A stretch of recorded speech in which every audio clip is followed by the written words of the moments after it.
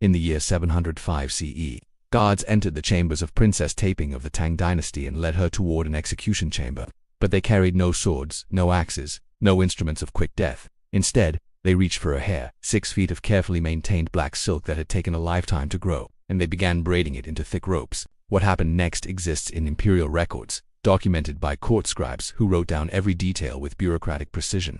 And yet for over 1,000 years, historians have kept this practice buried in the footnotes of textbooks, classified under vague terminology, stripped of its gendered horror.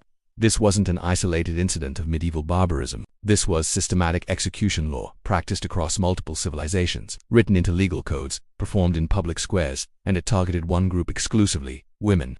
By the time you finish watching this, you'll understand why feminine beauty became a death sentence, how the physics of this method created prolonged agony that defies imagination, and why the deliberate erasure of this practice from mainstream history reveals something deeply uncomfortable about how we remember the past. Before we go deeper into this nightmare, I need you to understand something crucial. The Tang dynasty wasn't some backward society stumbling through the Dark Ages. This was the golden age of Chinese civilization, an empire stretching from Korea to modern Afghanistan, a culture producing poetry, art, and philosophy that still resonates today. Buddhism flourished. Trade routes connected continents. By every conventional measure, this was an advanced, sophisticated society. And yet, within their legal code, within the document called the Tang El Shuyi, existed something called Fa Xing, hair punishment, a spectrum of tortures that weaponized the very thing their culture demanded women maintain. Minor offenses brought forced shaving, a humiliation that stripped a woman of her social identity. Moderate crimes meant public haircutting while bound in the town square, meant to break her spirit before the community. But serious transgressions, and here's where the true horror begins. Serious crimes brought execution through suspension, where a woman's own hair became the rope from which she hung. The mechanics of this method reveal a calculated cruelty that makes you question everything you thought you knew about ancient justice. Human hair is remarkably strong. Each strand can support approximately 100 grams before breaking, and with around 100,000 follicles on the average scalp, theoretically hair could support thousands of pounds of weight. You've seen those viral videos of cars being pulled by braided hair, impressive demonstrations of tensile strength that make hair seem indestructible. But those videos show pulling force distributed across a moving vehicle. What they don't show you is what happens when you suspend a human body when 120 pounds of weight hangs motionless from a scalp, when every ounce of pressure concentrates on the thin layer of skin covering the skull. That's when you discover the actual limit, not of hair strength, but of how much force human tissue can endure before it begins to tear. The number falls somewhere between 100 and 150 pounds, and the process of reaching that threshold created agony that lasted not seconds, but minutes, sometimes extending to nearly an hour. Picture the execution chamber. Stone walls, a wooden beam across the ceiling with an iron hook embedded in the wood, worn smooth from repeated use. The condemned woman stands below while executioners braid her hair. All of it, weaving the strands into thick ropes designed to distribute weight in a specific pattern.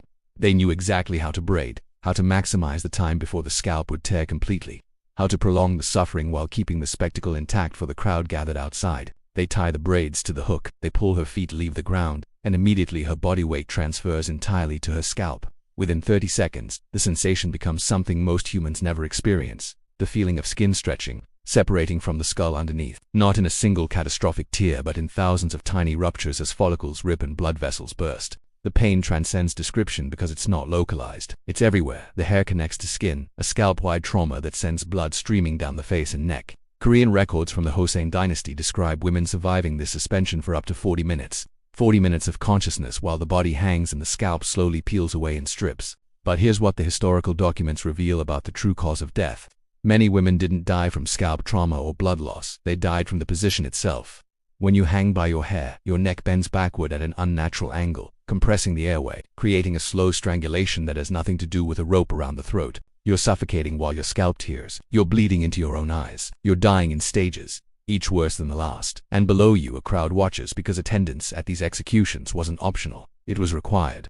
Because the punishment only functioned as social control if every woman in that crowd looked up and thought, "That could be me." And if you think you've heard the worst of it, you haven't. Because when authorities wanted to send a message, when they wanted the punishment to match what they perceived as the severity of the crime, they modified the method in ways that make everything I've just described seem almost merciful by comparison.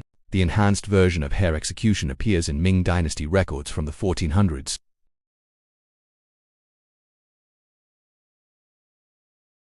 Executioners would braid the condemned woman's hair as before, but this time they wove metal wire through the braids, copper or iron, threaded between the strands.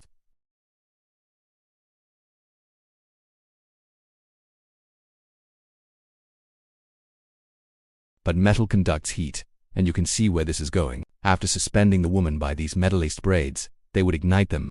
Human hair burns at approximately 233 degrees Celsius, but it doesn't burst into flame like paper. It smolders, producing thick black smoke and a smell that witnesses described as something they could never forget. Meanwhile, the metal wire heats almost immediately, conducting that thermal energy directly into the scalp and skull. While the hair burns slowly upward toward the head, you're suspended. Your scalp is already tearing under your body weight, and now superheated metal conducts heat into your skull while your hair burns closer and closer to your skin. In 1594, in the German town of Untold, trial records describe a woman executed for witchcraft involving hair talismans, and the method matches what we've been discussing: suspension by braids that were treated with pitch and set aflame. But the detail that appears in the town magistrate's decree is what truly reveals the function of this punishment. Every adult citizen was required to witness the execution. Not invited, required, because the entire system only worked if people saw it, if they internalized it, if every woman in that crowd connected the condemned woman's suffering to her own potential future. But you're probably asking yourself what crimes warranted this level of brutality. The answer is going to disturb you more than the method itself.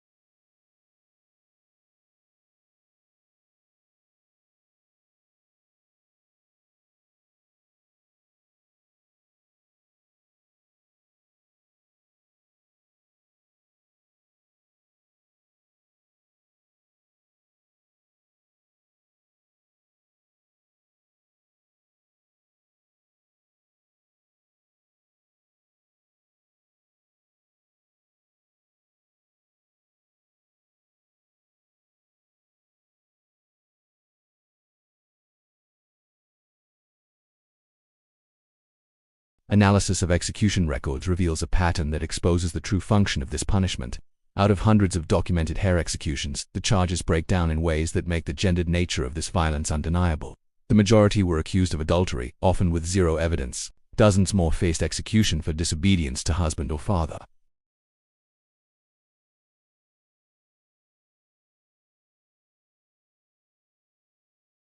And then there's a category that appears in the record simply as crimes against feminine virtue. That classification included owning too much jewelry, wearing makeup considered too elaborate, being excessively beautiful in ways that disturbed community peace. One woman in 702 was executed for refusing to cut her hair when ordered by her husband. A woman was killed through her hair because she wouldn't cut her hair. This wasn't about justice. This was systematic destruction of women for being women, dressed in legal language to make it seem civilized, reasonable, necessary.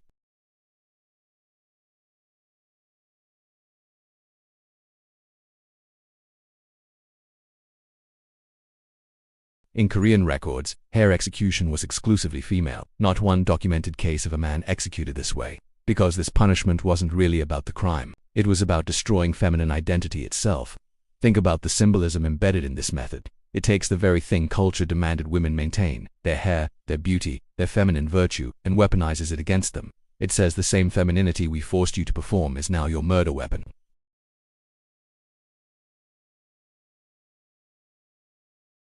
And it functioned as intended for nearly a millennium.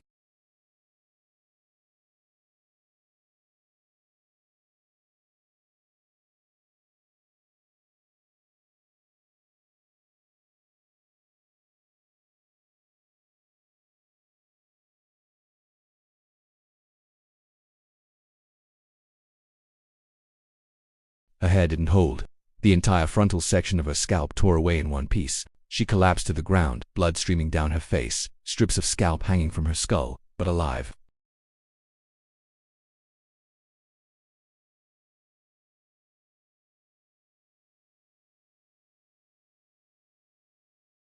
but a princess bleeding in the dirt made the violence undeniable.